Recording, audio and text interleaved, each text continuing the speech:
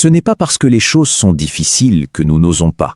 C'est parce que nous n'osons pas qu'elles sont difficiles. Alors, arrêtez de subir votre quotidien. Osez. Bienvenue dans les coulisses de Code Liberté. Allez, on plonge tout de suite dans le vif du sujet. Bienvenue dans ce décryptage. Aujourd'hui, on s'attaque à un truc qui nous concerne absolument tous, la fameuse guerre invisible pour notre attention. C'est comme une immense usine en fait. Et on va voir qu'en ce moment même, il y a un conflit silencieux qui fait rage. Rien à voir avec la géopolitique, non. C'est une bataille acharnée entre notre biologie, notre cerveau humain et une ingénierie numérique ultra sophistiquée. L'attention, c'est carrément devenu la ressource la plus précieuse du 21e siècle. Et le champ de bataille, eh bien c'est nous. Alors, et une question qui pique un peu. Pourquoi est-ce que nos écrans finissent toujours par gagner ? On a tous vécu ça, non ? On se dit, allez, je regarde juste une notification et paf, 45 minutes s'évaporent. La toute première chose à retenir de cette analyse, et la science est formelle là-dessus, c'est qu'il faut totalement se déculpabiliser. Galérer à lâcher son téléphone, c'est pas un manque de volonté, c'est pas une faiblesse, c'est juste la réaction tout à fait naturelle de notre cerveau qui se retrouve complètement dépassé face à des supercalculateurs programmés spécifiquement pour captiver notre regard. Le match est truqué d'avance. Du coup, pour bien piger ce qui se passe, il faut regarder les règles de cette fameuse économie de l'attention. Et ce qui est dingue, c'est que c'est un jeu à somme nulle. Les géants de la tech, ils nous vendent pas juste un service sympa ou pratique. En réalité, ils extraient de notre temps de cerveau disponible. Et comme le temps d'une journée est limité, chaque minute qu'on passe à scroller sur une appli, c'est une minute littéralement volée à notre sommeil, à nos proches ou à notre travail. Au final, la vraie monnaie d'échange là-dedans, c'est notre vie. Bon, comment ils s'y prennent concrètement ? Pour remporter cette guerre, les plateformes ne laissent rien au hasard. Elles utilisent de vraies armes tactiques. Les interfaces qu'on utilise tous les jours n'ont absolument rien de neutre. Elles sont construites sur ce qu'on appelle des dark patterns, des designs persuasifs. Le but ? Pirater en toute connaissance de cause nos failles psychologiques. Et cet arsenal repose principalement sur 3 gros piliers. Le renforcement aléatoire, le fameux scroll infini et la lecture automatique. On va les décortiquer. Prenons la première arme. Imaginons le levier d'une machine à sous dans un casino. Eh bien, le geste qu'on fait pour rafraîchir notre fil d'actualité, on connaît tous le pull to refresh vers le bas, c'est pas du tout un hasard de design. C'est directement calqué sur le conditionnement opérant de B.F. Skinner. C'est ce qu'on appelle le renforcement aléatoire. Quand on tire l'écran vers le bas, il y a cette petite incertitude hyper excitante. Est-ce que je vais avoir un nouveau message, un like ou rien du tout ? Et c'est justement cette imprévisibilité qui balance des pics de dopamine bien plus énormes que si on était sûr du résultat. Notre cerveau adore le suspense. Et puis il y a le fameux défilement infini, le scroll. Dans la vraie vie, les choses ont des limites logiques. Un journal a une dernière page, un chapitre a une fin, un film a un générique. Ces limites, ce sont des signaux naturels qui disent à notre cerveau « Ok, c'est fini, on passe à autre chose ». Sauf que le défilement infini efface carrément cette ligne d'arrivée. En faisant sauter ces barrières, l'application plonge notre cerveau dans une espèce de transe, un flux hypnotique où le signal stop n'arrive tout simplement jamais. La troisième technique redoutable, c'est l'autoplay, la lecture automatique. Son job principal, c'est de court-circuiter notre cortex préfrontal, la zone de notre cerveau qui gère la prise de décision. Le truc, c'est qu'avant même qu'on ait pu formuler consciemment l'idée de fermer l'application, bam, la vidéo suivante a déjà commencé. Ça exploite notre inertie cognitive. Concrètement, l'effort pour cliquer sur pause ou quitter devient plus grand que l'effort de juste rester planté là à regarder la suite. C'est un vrai hold-up de notre libre arbitre. Et tout ça, ça nous amène au cœur du problème. La manipulation de notre biologie. Parce qu'à l'échelle microscopique, c'est un véritable piratage orchestré autour de 2 choses, la dopamine et notre besoin viscéral de validation sociale. Les plateformes créent des boucles de feedback infinies. Chaque petite notification qui s'allume, chaque vibration dans la poche, ça déclenche une micro-décharge dans notre cerveau. C'est comme une perfusion constante qui garde notre système nerveux en hypervigilance, toujours en train de guetter la prochaine petite dose d'excitation. D'ailleurs, il faut absolument corriger une idée reçue très tenace à ce sujet. On entend souvent que la dopamine, c'est l'hormone du bonheur. Eh bien, c'est faux. En réalité, c'est le neurotransmetteur du vouloir, de la recherche, et pas du tout du plaisir ou de la satisfaction. Ce que toutes ces interfaces génèrent, ce n'est pas un sentiment de joie profonde, pas du tout. Elles poussent plutôt le cerveau à chercher encore et encore plus d'infos, plus de stimuli.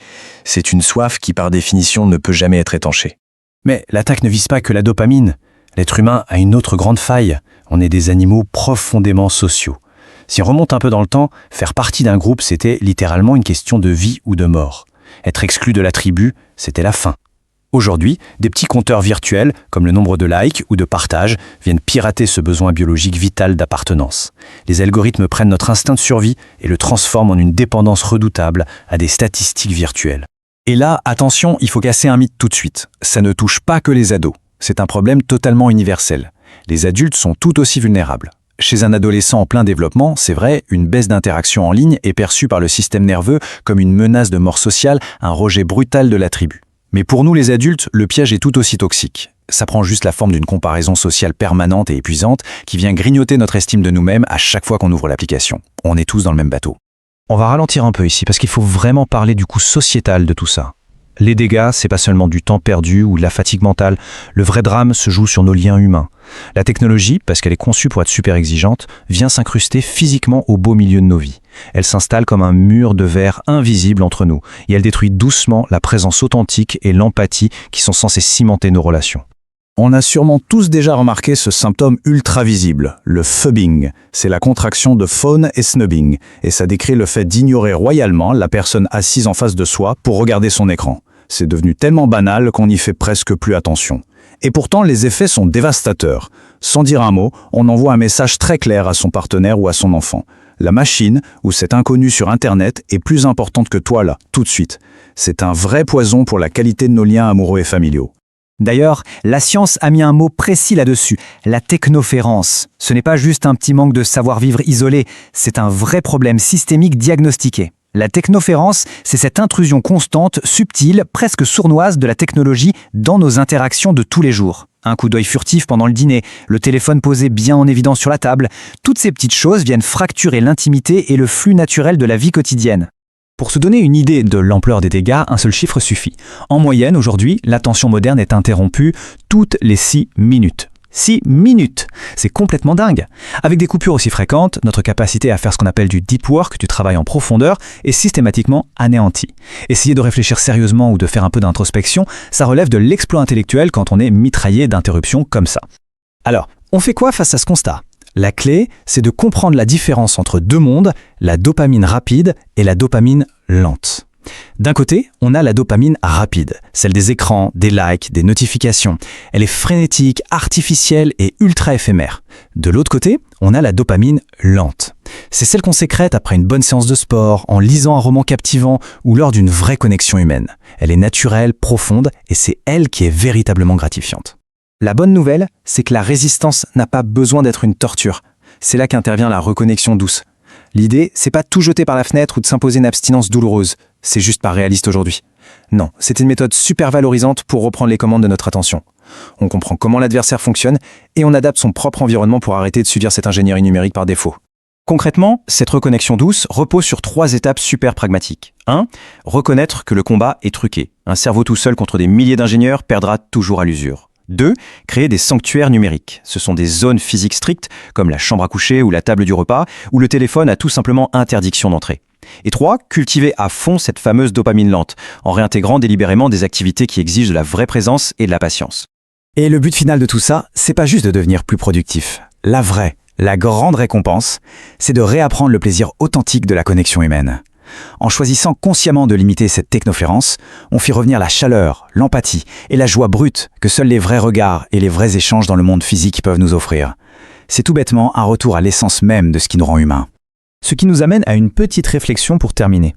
Une question qui mérite vraiment de résonner un moment. Quand on regardera en arrière sur notre vie, est-ce qu'on se souviendra de ce qui défilait sur nos écrans ou bien des personnes qui étaient assises juste à côté de nous? Ça résume parfaitement le conflit central qu'on vient d'explorer. Cette usine de l'attention tente de s'approprier notre temps, mais la décision finale de savoir à qui appartient ce temps, à la machine ou à nous-mêmes, ça reste entre nos mains. Merci d'avoir suivi cette analyse de la fabrique de l'attention. Tout le monde veut doubler ses revenus, mais beaucoup cherchent encore une formule magique qui n'existe pas. Maintenant, vous avez 2 choix. Continuer à subir vos lundis ou cliquer sur le lien et rejoindre le cercle du Phénix. À vous de voir.